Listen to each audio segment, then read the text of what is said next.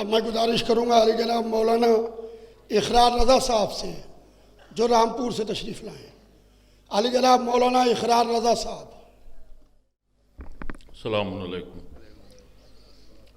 اعوذ باللہ من الشیطان اللعین الرجیم. بسم اللہ الرحمن الرحیم. صلی اللہ علی جمیع الانبیاء والمرسلین وآل بیتہ الطیبین الطاہرین. بسم اللہ الرحمن الرحیم. بہت اچھی تقاریر اور بہت سے مشورے اور بہت سی ہدایات پیش کی جا رہی تھیں. یاسوف صاحب کے بارے میں بھی جو آپ کی محنتیں اور کاوشیں ہیں وہ بھی بیان کی گئیں.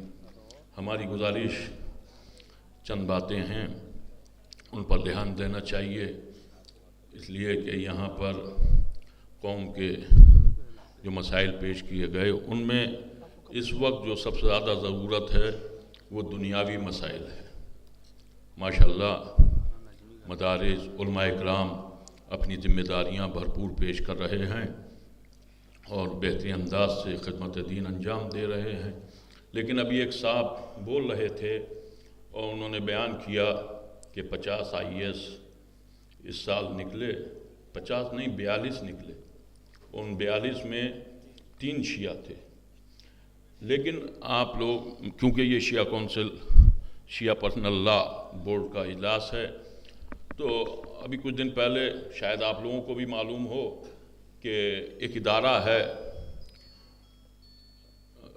سنی مسلمانوں کا، شیعہ مسلمانوں کا نہیں. ایک تو میری گزارش یہ ہے کہ صرف شیعہ نہیں شیعہ مسلمان بات رکھیں. شیعہ اسلام شیعہ مسلمان. ہمارے ساتھ ایک یہ بھی کیس ہوا کہ صرف لفظ شیعہ تک بات محدود رکھی. شیعہ مسلمان رکھنا چاہیے اس لیے کہ اصل مسلمان ہم ہی ہیں. لوگوں نے اتنا جھوٹ بولا کہ لوگ سچ سمجھنے لگے. ہم تو اسی طریقے سے مسلمان اسی طریقے سے شیعہ ہیں کہ جس طریقے سے جناب ابو طالب تھے. اور یہ چیزیں یہ فکری بات ہیں کہ یہ باتیں رکھی گئیں. شیعہ مسلمان زیادہ سے زیادہ کہا کیجئے کہ ہماری تعداد میں جو ایک مفکر کا قول ہے، میرا نہیں ہے، ایک مفکر نے بیان کیا ہے کہ ہماری تعداد ایک اس وجہ سے بھی کم رہی کہ یہاں پر لفظ مسلمان دوسروں کے لیے پیش کیا گیا، ہمیں شیعہ پیش کیا گیا. اور رسول اللہ کا جو نعرہ بلند تھا وہ مسلمان والا نعرہ تھا.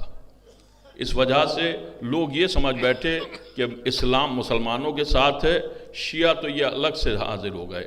جبکہ دین ہمارے گھر میں اترا، شریعت ہمارے گھر میں اتری، قانون ہمارے گھر میں اترا، قرآن ہمارے گھر میں نازل ہوا، سب کچھ ہمارے گھر میں آیا تو ہم کچھ اور ہیں اور وہ لوگ حقیقت میں بنے ہوئے ہیں. تو پہلی چیز تو یہ ہے کہ شیعہ مسلمان شیعہ اسلام یہ بات رکھنی چاہیے زیادہ سے زیادہ.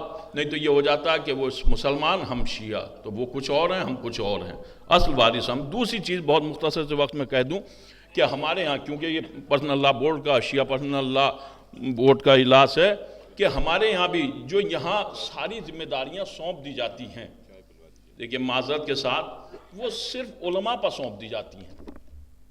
جتنی میں نے ابھی تقاریر سنی کہ علماء یہ کریں، علماء اپنے یہاں یہ کریں، علماء یہ کریں، قوم کو سدھاریں.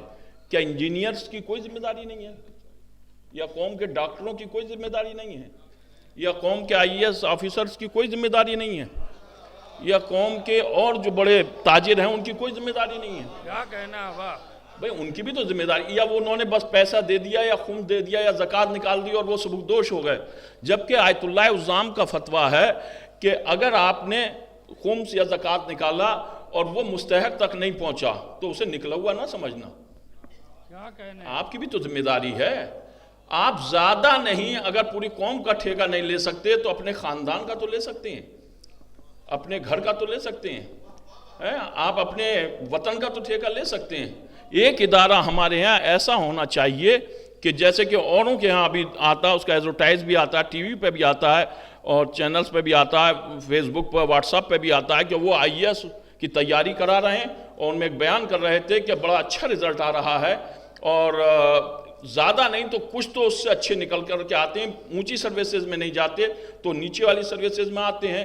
تو ہمارے یہاں بھی ایک ایسا ادارہ ہونا چاہیے کہ جس میں شیعہ ذہین بچوں کے لیے तैयारी के इंतजामात हों, जिसमें डॉक्टरी का हो, इंजीनियर्स हों, IAS ऑफिसर्स हों, और कोर्सेज़ हैं जो हाई एजुकेशन या कुछ भी कोर्स है, ऐसा एक इदारा बनना चाहिए जिससे हमारी कौम तरक्की करे और अच्छे से अच्छे रिज़ल्ट दे। हमारे यहाँ से ज़्यादा ज़हीन बच्चे अग़ियार में नहीं पाए जाते, इसलिए कि ज़हानत मोहब्बत अहले बैत में रखी गई है, अलियन वलीउल्लाह में रखी गई है, और वही ज़हीन होगा जिसके दिल में मोहब्बत अहले बैत होगी।